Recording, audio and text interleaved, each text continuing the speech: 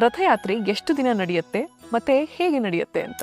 ರಥಯಾತ್ರೆಗೆ 15 ದಿವಸ ಮುಂಚೆ ಪೌರ್ಣಿಮೆಯಂದು ಈ ಸ್ನಾನ ಯಾತ್ರೆಯನ್ನು ಮಾಡ್ತಾರೆ. ಜಗನ್ನಾಥರನ್ನ, ಬಲಭದ್ರನ, ಸುಭದ್ರೆಯನ್ನು ಹೊರಗಡೆ ಅಲ್ಲೊಂದು ಸ್ನಾನ ಮಂಟಪಕ್ಕೆ ಕರ್ಕೊಂಡು ಬರ್ತಾರೆ. ಅಲ್ಲಿ ಸ್ನಾನ ಯಾತ್ರೆ ನಡೆಯುತ್ತೆ.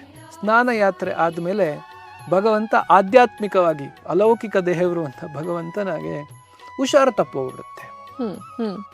ಅದಕ್ಕೆ ಅನರಸ ಅಂತ ಕರೀತಾರೆ. ಇನ್ನೊಂದು 15 ದಿವಸ ರಥಯಾತ್ರೆ ತನಕ ಕುರಿಯಲ್ಲಿ ಭಗವಂತನ ದರ್ಶನ ಆಗೋದಿಲ್ಲ. ಅವನಿಗೆ ಔಷಧಿ ಕೊಡೋದು, ಬೇರೆ ಬೇರೆ ಟ್ರೀಟ್ಮೆಂಟ್ಗಳನ್ನು ಕೊಡೋದು, ಹೀಗೆ ಭಕ್ತರು ನಿರತರಾಗಿರ್ತಾರೆ. ಆದ್ಮೇಲೆ ಭಗವಂತನಿಗೆ ಹುಷಾರಾಗ್ಬಿಡುತ್ತೆ. ಈಗ ಭಗವಂತ ಶುಕ್ಲ ಪಕ್ಷದ ದ್ವಿತೀಯ ತಿಥಿ ಆಷಾಢ ಮಾಸ, ಆ ದಿವಸ ರಥಯಾತ್ರೆಯ ಪ್ರಥಮ ದಿವಸ. ಆ ದಿವಸ ಭಗವಂತ ಜಗನ್ನಾಥ ದೇವಸ್ಥಾನದಿಂದ ಹೊರಗೆ ಬರ್ತಾನೆ.